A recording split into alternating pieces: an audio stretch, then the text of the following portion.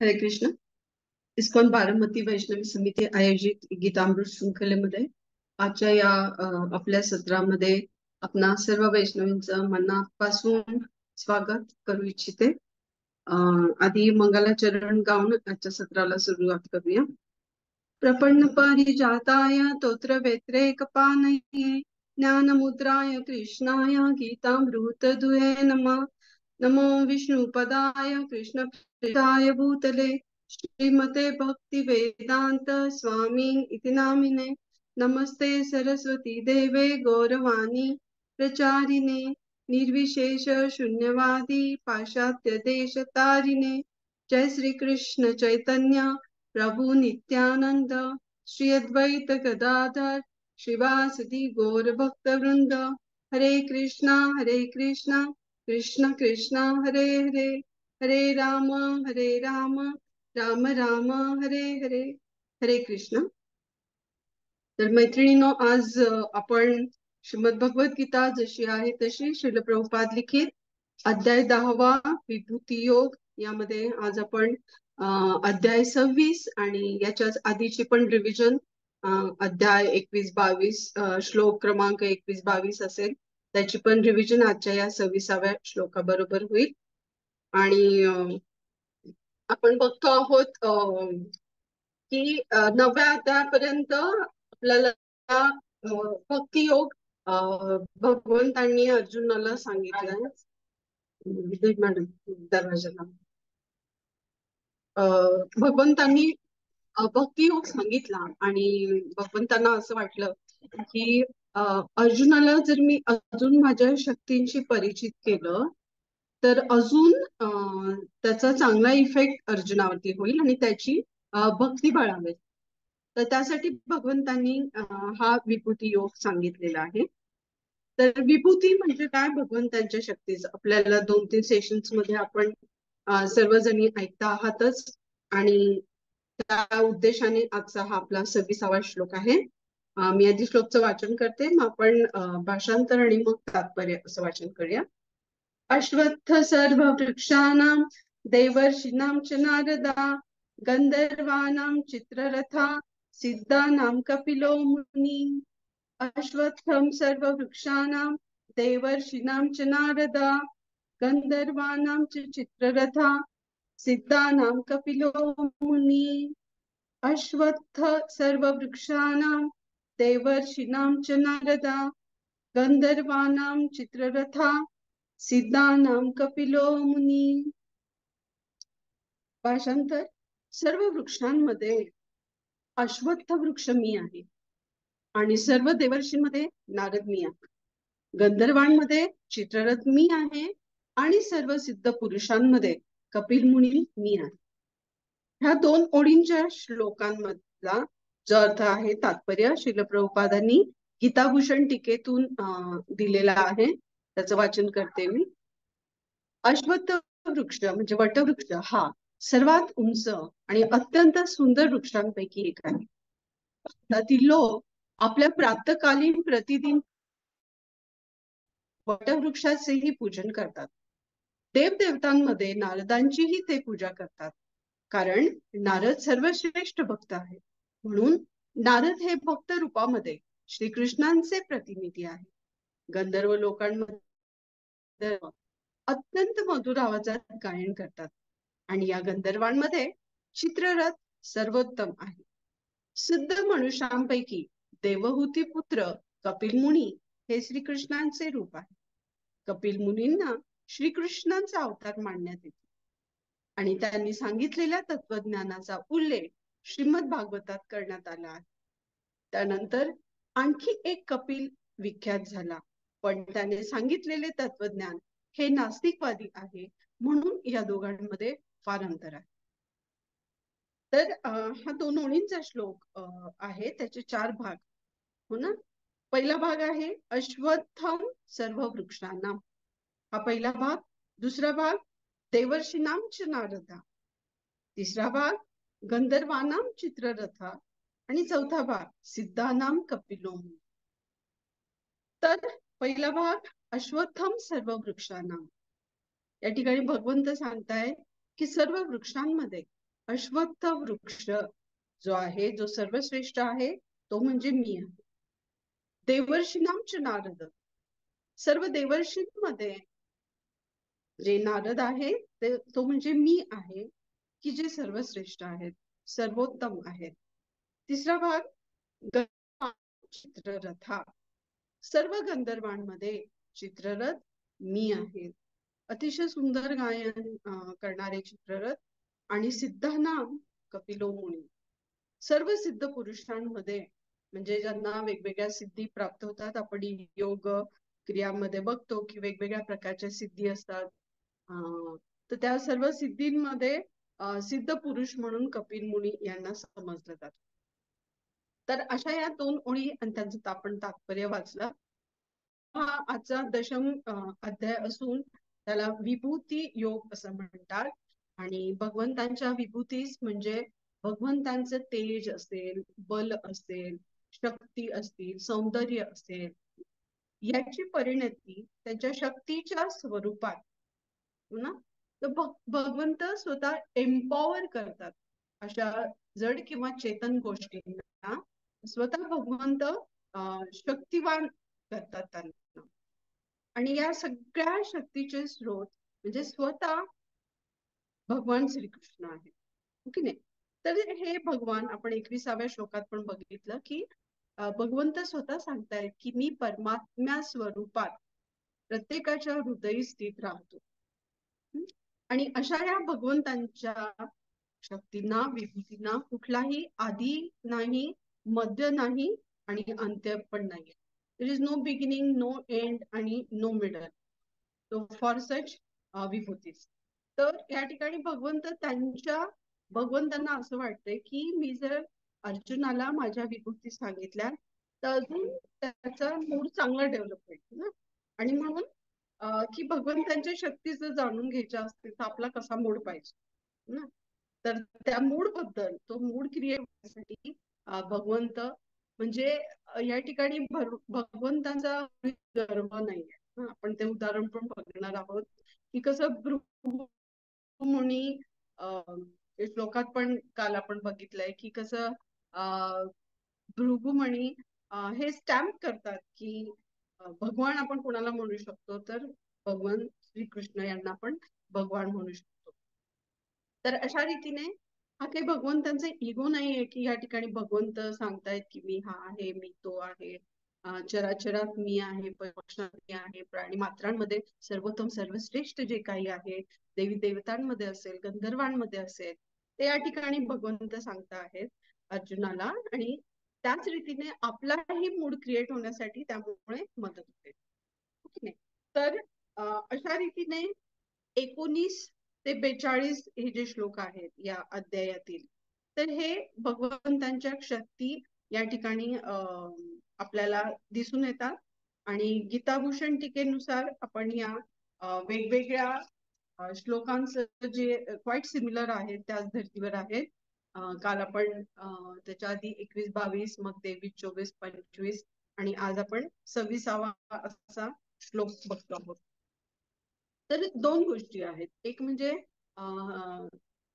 जड ज्याला आपण म्हणतो किंवा आणि चेतन किंवा अचेतन.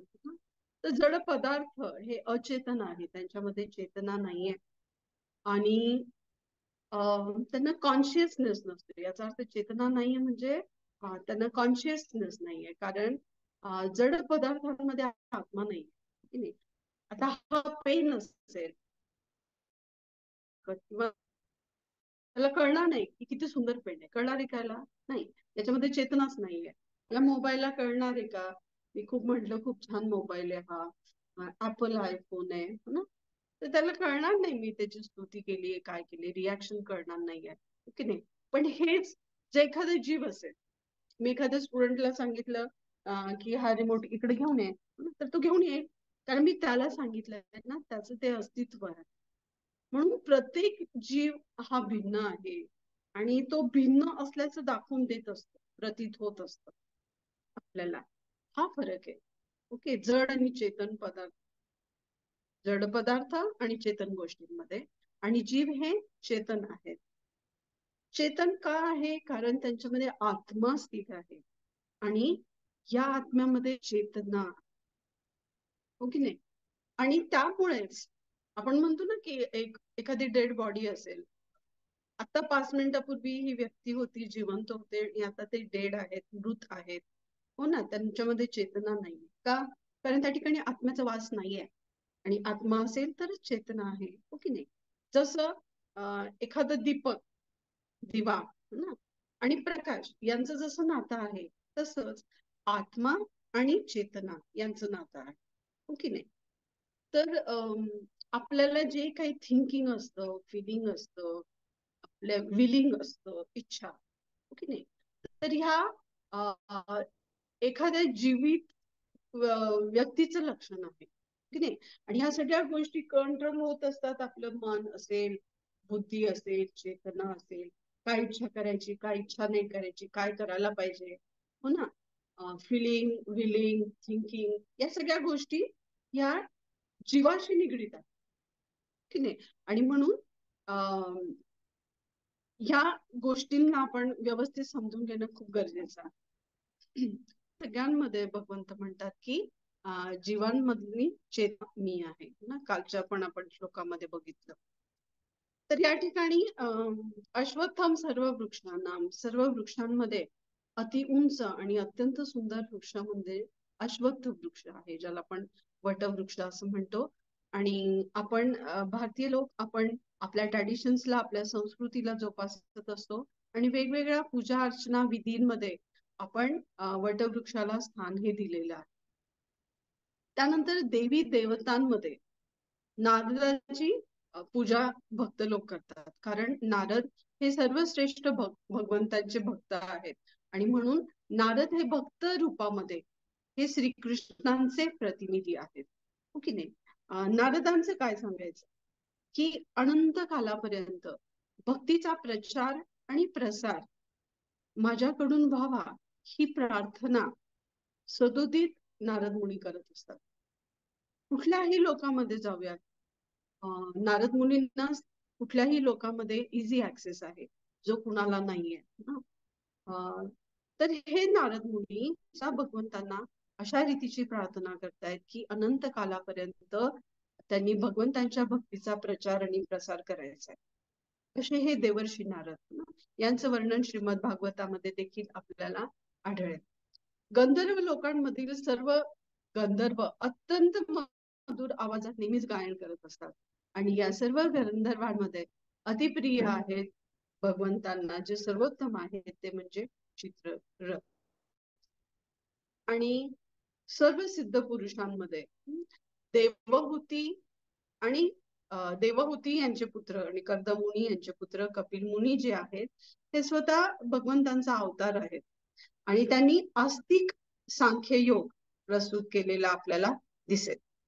तर असे हे कपिल मुनी स्वतः भगवंतांचे अवतार आहेत आणि श्रीकृष्णांचे रूप आहेत. आणि त्यांनी सांगितलेल्या तत्वज्ञानाचा उल्लेख देखील आपल्याला श्रीमद भागवतात आढळेल. आणि या ठिकाणी श्रील प्रभुपाद अजून अधोरेखित करतात की अजून एक कपिल म्हणून विख्यात झाले होते, पण त्यांनी नास्तिकवादी सांख्य योगाचा प्रसार केला होता. तर या ठिकाणी श्रील प्रभुपाद नमूद करू इच्छितात की या दोन्ही कपिल मुनींमध्ये फरक आहे. आपण कुणाला फॉलो करतो आहोत, तर देवहूती पुत्र कपिल मुनी. तर अशा या भगवंतांची शक्ती आपण 2 दिवस झाले ऐकतो आहोत की इतक्या साऱ्या भगवंतांच्या विभूती आहेत, जे काही सुंदर आहे, शक्तिदायक आहे,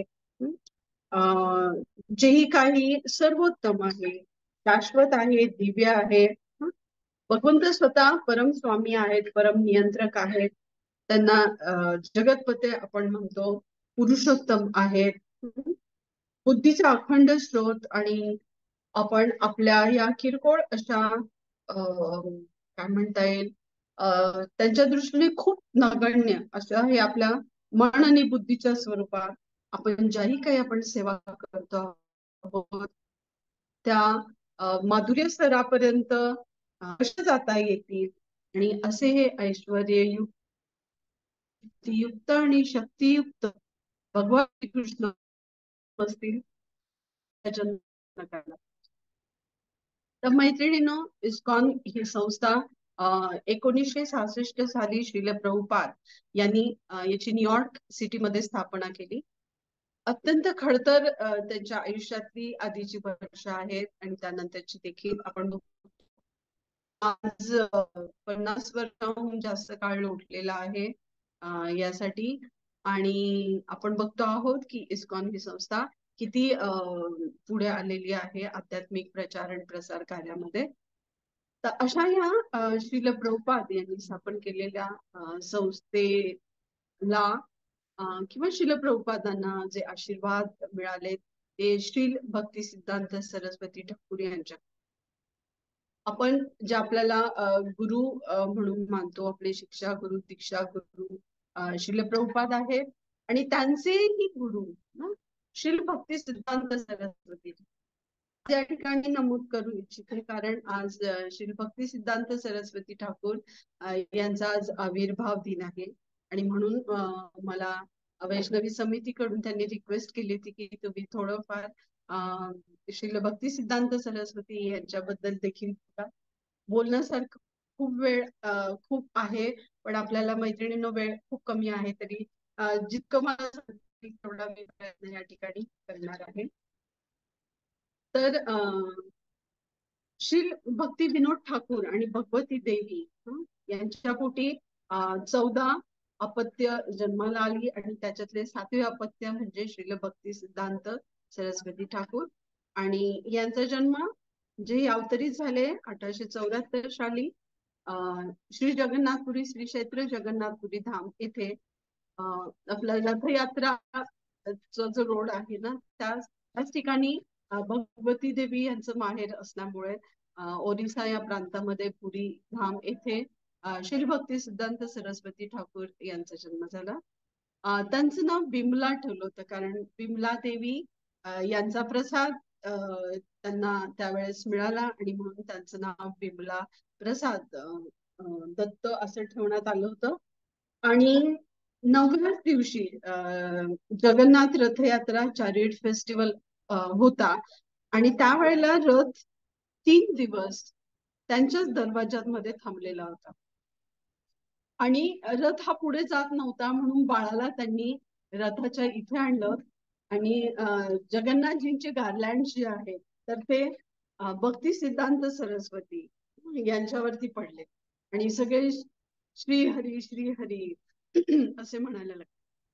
तर अशी ही श्री भक्ती सिद्धांत सरस्वती ठाकूर यांच्या जन्मानंतरची कहाणी. आणि अत्यंत हुशार लहान वयातच 9व्या वर्षी जे श्रीमद भगवद्गीतेतील 700 श्लोक हे पूर्ण कंठस्थ होत. अत्यंत छान संस्कार झालेले भक्ती विनोद ठाकूर किंवा त्यांच्या आई भक्ती सिद्धांत सरस्वती ठाकूर यांनी आपल्या मुलांना प्रसादा व्यतिरिक्त कधीही दुसरं काही अन्न ग्रहण करायला दिलेलं नाहीये. तर आपण समजू शकतो की किती छान संस्कारक्षम ब्राह्मण कुटुंबामध्ये यांचा जन्म झाला.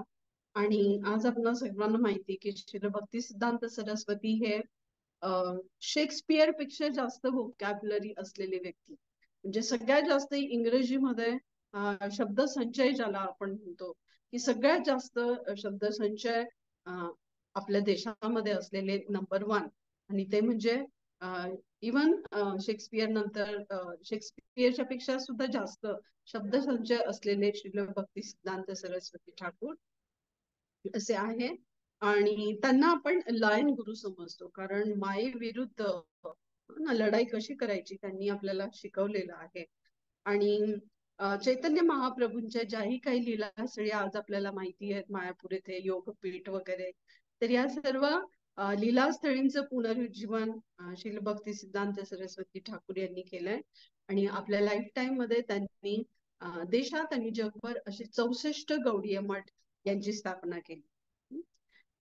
जसं त्यांचं वाचन अगाध होतं, वेगवेगळ्या ऍस्ट्रॉलॉजी असेल, मॅथमॅटिक्स असेल यामध्ये तर ते प्रवीण होतेच, पण त्याचा लिखाणाचा हातखंडा देखील खूप होता. आणि हळूहळू त्यांना जाणवलं की त्यांना अध्यात्माकडे, हरिनामाकडे आणि भक्तीकडे जास्त ओढा आहे आणि त्यावरच त्यांनी नंतरच्या आयुष्यामध्ये फोकस केलेलं आपल्याला आढळलं.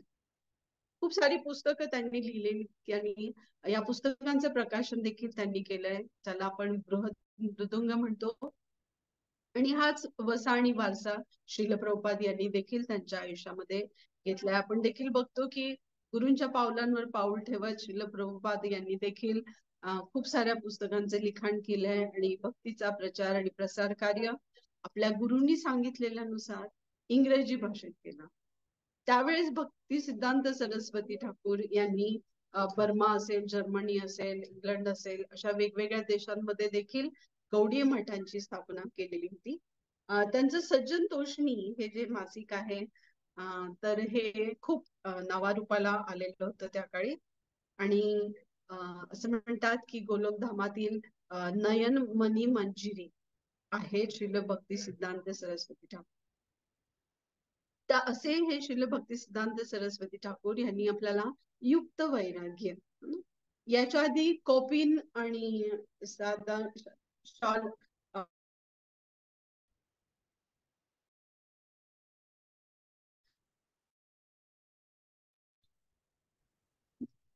ब्रेक होतोय आवाज.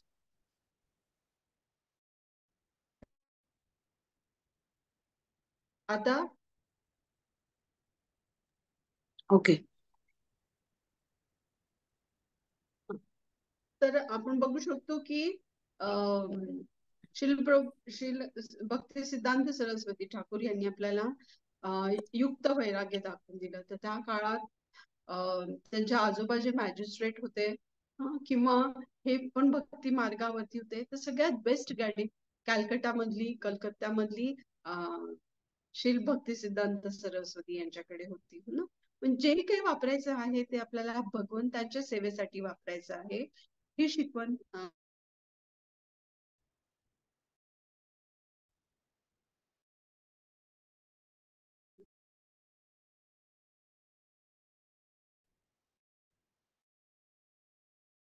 मध्ये प्रिंटिंग प्रेस ची स्थापना श्री भक्ती सिद्धांत सरस्वती ठाकूर यांनी केली आणि त्यानंतर संन्यास दीक्षा घेतली.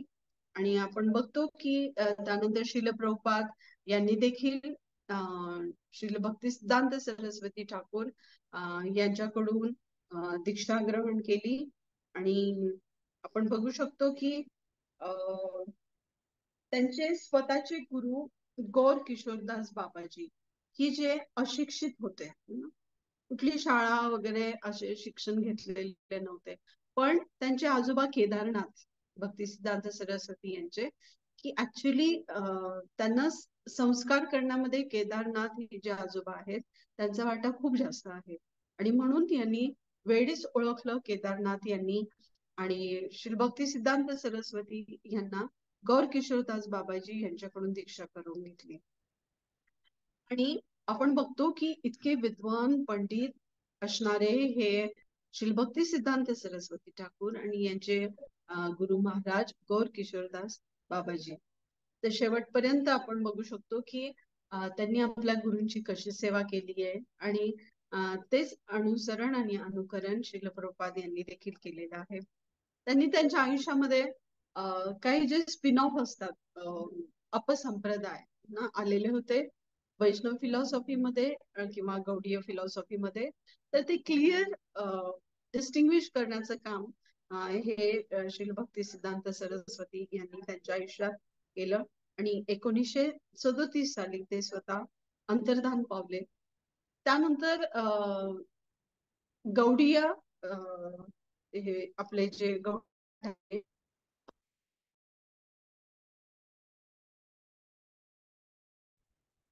झाले, त्यानंतर प्रॉपर्टीज बद्दल खूप इश्यू झाले, तर ते पुन्हा नीट होतील की नाही माहिती नव्हतं. पण श्रील प्रभुपाद यांनी निग्रह केला आणि त्यानुसार इस्कॉन या संस्थेची स्थापना करून आपल्याच गुरूंचे विचार जे आज आपण ऐकतो आहोत, आपण शिकतो आहोत, तरी ही सगळी शिकवण त्यांनी आपल्याला देण्याचा श्रील प्रभुपाद प्रयत्न केलेला आहे. आणि त्याचं फळ म्हणून आज आपण या प्लॅटफॉर्मवरती हे लेक्चर ऐकतो आहोत. तर मैत्रिणींनो, तर आज आपण ही जी भगवद्गीता समोर घेऊन बसलेलो आहोत, आपण हे ऐकतो आहोत, तर हे आपल्यापर्यंत जे प्रतिनिधी पोहोचलेले आहेत तर ती ही सगळी कृपा श्रील प्रभुपाद यांची आहे. त्यामुळे आपण या जन्मात त्यांचे आदर्श घेऊ शकतो आहोत आणि आपलं जीवन भक्तिमय करू शकतो आहोत हे फक्त केवळ आणि केवळ त्यांच्या कृपेमुळे. नाहीतर माहित नाही कुठल्या जगातल्या कुठल्या कोपऱ्यामध्ये कुठली पण आज हे शक्य झालेलं आहे केवळ आणि केवळ त्यांच्या कृपेमुळे. तर अशा ह्या पवित्र दिनी त्यांची आपण आठवण काढूया आणि आपल्याला या गोष्टींची शिकवण आपल्यापर्यंत पोहोचते आहे ते म्हणजे आपले मुंबई चौपाटी येथील श्री श्री राधा गोपीनाथ मंदिर आणि त्या ठिकाणाहून श्रीमान नंददुलाल प्रभूजी आपल्याला वीकली प्रोग्राम असतील किंवा फेस्टिवल्स असतील किंवा डेली भक्तिमय जीवनामधलं जे मार्गदर्शन असतील तर त्यासाठी आपल्याला शिक्षा गुरु म्हणून नंददुलाल प्रभूजी आहेत. त्या प्रेरणेने आपण ही शृंखला गीतामृत असेल किंवा नामामृत असेल ही सुरू केलेली आहे आणि त्यानुसार हे विचार भक्तीचा प्रचार आणि प्रसार करण्याचं कार्य खारीचा वाटा असं म्हणता येईल की आपण घेत आहोत. तर आपण मैत्रिणींनो बघितलं की विभूती योग तर यामध्ये काल दीपा माताजींनी देखील सांगितलं की वेदांमध्ये मी सामवेद आहे, देवतांमध्ये मी स्वर्गाचा राजा इंद्र आहे, इंद्रियांमध्ये मी मन आहे आणि प्राणी मात्रांमधील चेतना मी आहे असं भगवंत अर्जुनाला सांगतात. त्यानंतर 23व्या श्लोकामध्ये बघितलं की भगवंत सांगतात की 11 रुद्रांमध्ये मी शंकर आहे की जे तमोगुणाचा भार स्वीकारतात. यक्ष किंवा राक्षसांमध्ये त्यांचा अधिपती कुबेर कोषाध्यक्ष ज्याला आपण फायनान्स मिनिस्टर असं म्हणतो ते आहेत. नेक्स्ट 8 वसू यांच्यामध्ये अग्नी सर्वश्रेष्ठ आहे आणि तो म्हणजे मी आहे. सर्व उंच पर्वतांमध्ये मेरू पर्वत मी आहे की जे प्राकृतिक साधनांसाठी संपन्न आहे. मेरू पर्वत हा म्हणे सोन्याचा आहे ना. श्रील प्रभुपाद यांना मेरू पर्वत दिसत असे, आपल्याला नाही दिसणार, तो आध्यात्मिक जगतातला आहे मेरू पर्वत आणि ते सोनं वेगळं आहे. आज पृथ्वीवरती आपण हे बघतो हे सोनं हे येलो येलो पिवळं पिवळं हे वेगळं सोनं आहे. याला आध्यात्मिक जगतामध्ये स्टूल असं म्हटलं जातं. या सोन्याला विष्ठा स्वरूप आहे. पण मेरू पर्वत हा जो आज सूक्ष्म आहे आध्यात्मिक जगतातला आहे हा सुवर्ण खरोखर आहे, इथल्या सुवर्णासारखा नाहीये. तर असं म्हणतात की बरेच लोक हे श्लोक ऐकून की रुद्राणाम शंकराच्यास्मी काही लोक म्हणतात काही संप्रदायांमध्ये की शिवजींनी भगवद्गीता सांगितली. आणखी उद्या उठून कोणीतरी म्हणेल की मेरू पर्वताने भगवद्गीता सांगितली. नाही, या भगवंतांच्या शक्ती आहेत. भगवद्गीता ही स्वतः भगवंतांनी सांगितलेली आहे, भगवान श्रीकृष्णांनी सांगितली आहे. यामध्ये जे वर्णन केलेलं आहे या भगवंतांच्या शक्ती आहेत. एका याच्यामध्ये वर्णन आहे चैतन्य चरितामृत आदी लीलेमध्ये दुसऱ्या अध्यायातील 79वां श्लोक शिवजींचे वर्णन केले आहे. तर त्यामध्ये जसं एक दिवा दुसऱ्या दिवाना पेटवला जातो ना तसे विष्णू आणि कृष्ण आहेत ना. आणि शिवजी म्हणजे कालिमा काजळी आलेला दिवा आहे की ज्याचा प्रकाश कमी पडतो कारण याला तमोगुणाचा स्पर्श आहे आणि त्यामुळे कमी प्रकाश आहे. म्हणजे शंभू तत्व हे कमी प्रकाशमय आहे आणि त्याची विष्णू तत्वाशी बरोबरी नाही. एकदा शंकरजी म्हणतात भगवंतांना, नरसिंह भगवंतांना की का तुम्ही एवढे रागीट झाले, आता ही काय प्रलयाची वेळ आहे का, तुम्ही एवढा काय राग धारण केला आहे ना. त्याची चेष्टा मस्करी वी कॅन सी की कसं शंकरजी शिवजी आणि भगवंत यांच्यामधलं नातं होतं. त्यानंतर आपण 24व्या श्लोकामध्ये बघितलं की सर्व पुरोहितांमध्ये पुरोहित बृहस्पती श्रेष्ठ आहेत कारण ते राजा इंद्राचे पुरोहित आहेत. कारण इंद्र सर्वश्रेष्ठ राजा आहे देवी देवतांचा आणि त्यामुळे त्यांचे पुजारी पुरोहित म्हणून बृहस्पती श्रेष्ठ आहे. बृहस्पती हे कृष्ण लीलेमध्ये उद्धवांचे गुरु आहेत आणि चैतन्य लीलेमध्ये सार्वभौम भट्टाचार्य हे बृहस्पतीचे अवतार आहेत. नेक्स्ट, सेनापतींमध्ये कार्तिकेय किंवा ज्यांचं नाव स्कंद देखील आहे, शिव पार्वतींचे पुत्र, ते म्हणजे मी आहे असं भगवंत सांगतात. तर कार्तिकेय हे सेनापती होण्याआधी खट्वांग महाराज मनुष्य रूपामध्ये यांच्याकडे सेनापती पदाचा कार्यभार होता. आणि नंतर मग कार्तिकेय झाले. जलाशयांमध्ये स्थिर जलाशय, सागर जलाशयांमध्ये गंगा पण आहे, गंगा यमुना त्या सर्वश्रेष्ठ नद्या आहेत. पण इथं स्थिर जलाशय म्हणते, तर स्थिर जलाशयांमध्ये समुद्र किंवा सागर म्हणजे मी आहे असं भगवंत या ठिकाणी सांगण्याचा प्रयत्न करतात. तर पुरोहित या शब्दाबद्दल सांगू इच्छेन अजून मी, की पुरोहित हित म्हणजे जे दुसऱ्याचे हित जपणारे असतात. आपले गुरु देखील आपले हित जपत असतात. तर ते त्यांच्या आचरणातून आणि त्यांच्या शिकवणीतून, त्यांच्या उपदेशातून ते आपलं हित ते नीटनेटकं करून घेत असतात. ही त्यांची जबाबदारी असते. त्याने आपल्या गुरुंना हितोपदेशक पण म्हणू शकतो.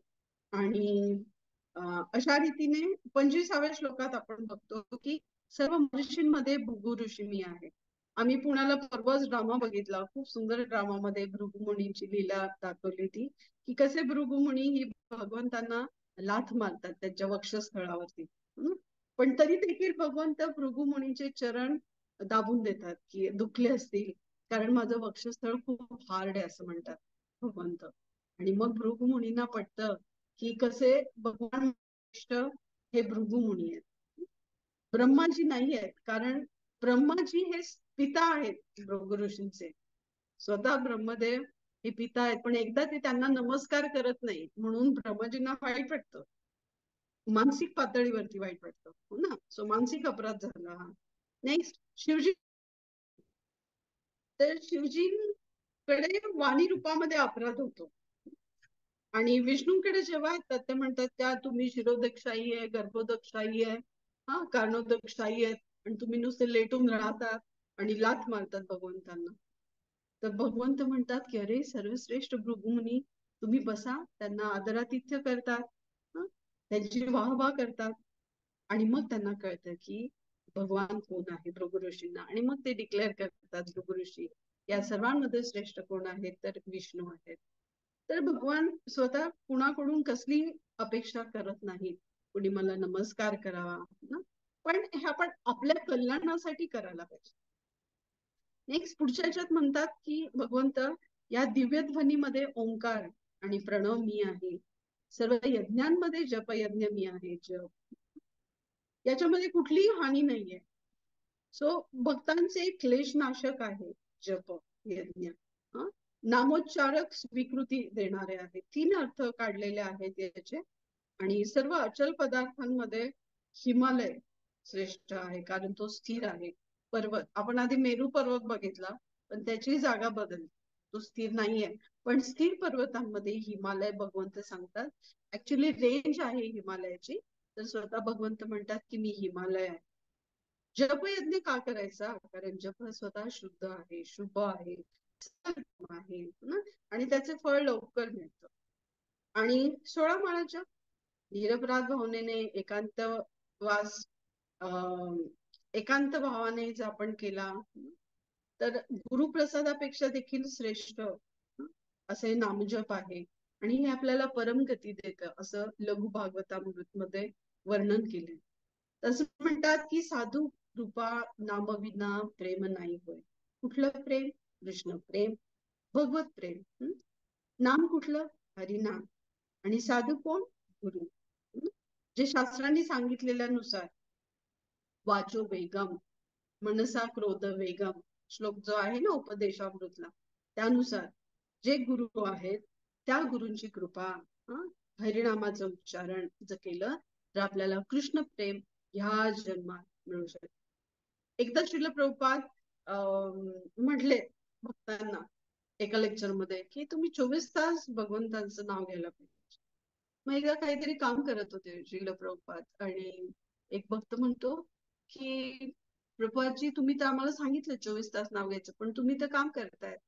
मग प्रभुपाद म्हणतात तू माझ्या पाठीला कान लावून ऐक म्हणे. आणि त्या भक्ताला ऐकायला येतात नामजप, हरे कृष्ण कृष्ण कृष्ण हरे हरे राम राम राम हरे. एकदा असंच अकिंचन दास बाबाजी महाराज यांचं पण उदाहरण आपण बघू शकतो की स्टेथोस्कोप मधून हरे कृष्ण नाम मंत्र ऐकू येत होता की हरिनामामध्ये किती शक्ती आहे आणि जे चित्ताचं मार्जन लवकर करू शकतो. चित्त ना चेतना आपल्याला शुद्ध करायची, तर हे मार्जनम साफसफाई कशी होऊ शकेल? जप यज्ञाने. आणि म्हणून सर्वोत्तम यज्ञ आहे या कलियुगातला तो म्हणजे जप यज्ञ. तर मैत्रिणींनो, अशा या विभूतींमध्ये आपण बघितलं आणि आय वुड अंडरलाईन हायलाइट करेल ते म्हणजे जप यज्ञ या बाबतीत. तर अशा रीतीने 16 माळांचा जप, छान जप आपण आपल्या डेली साधनेमध्ये ठेवूया आणि भगवंतांचं नामस्मरण करूया. या ठिकाणी आपण मला संधी दिली श्रील प्रभुपादांचे विचार आपणापर्यंत पोहोचवण्याचे, त्याबद्दल मी आपल्या सर्वांचे मनस्वी आभारी आहे. आपण सगळ्यांनी मन लावून ऐकून घेतलं आणि सेवांमार्फत आपण ह्या साधनेचे रूपांतर सेवांमध्ये करता आहात. तर आपल्या सर्वांचं या ठिकाणी मनापासून आभार व्यक्त करून या ठिकाणी थांबते. जर आपल्याला कुणाला काही प्रश्न असतील तर आपण विचारू शकतो. हरे कृष्ण. हरे.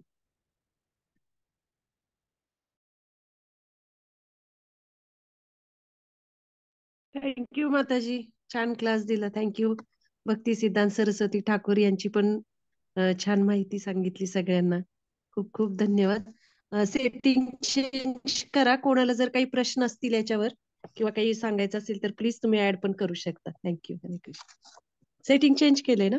केले सेटिंग. अनम्यूट करून कोणाला काही प्रश्न असेल तर विचारू शकता, सांगू शकता, नाही तर मग आपण थांबूया. माझी काही पात्रता नाहीये.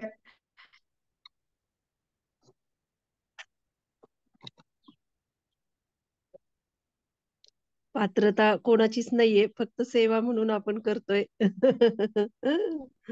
सगळ्यांसाठीच आहे हा. थँक्यू. चालेल चालेल, थांबूया. मग चॅट बॉक्स मध्ये आलेले आहे नाही सगळ्यांचं. वाटलं. हो हो हो हो. रसिका भावे माताजी, दीपाली शिंदे माताजी. उद्या पण असेल जॉईन करा नेक्स्ट सेशनला. उद्या नाही, उद्या सुट्टी असेल पुढच्या आपली सेशनला शुक्रवार, असेल जॉईन. रविवारी सगळ्याजणी जॉईन करा. पुढच्या सेशनला. आनंदगोपी माताजी एंड करा. थँक्यू. हॅलो, हरिबोल. एंड करा मीटिंग, एंड करा मीटिंग. हरिबोल.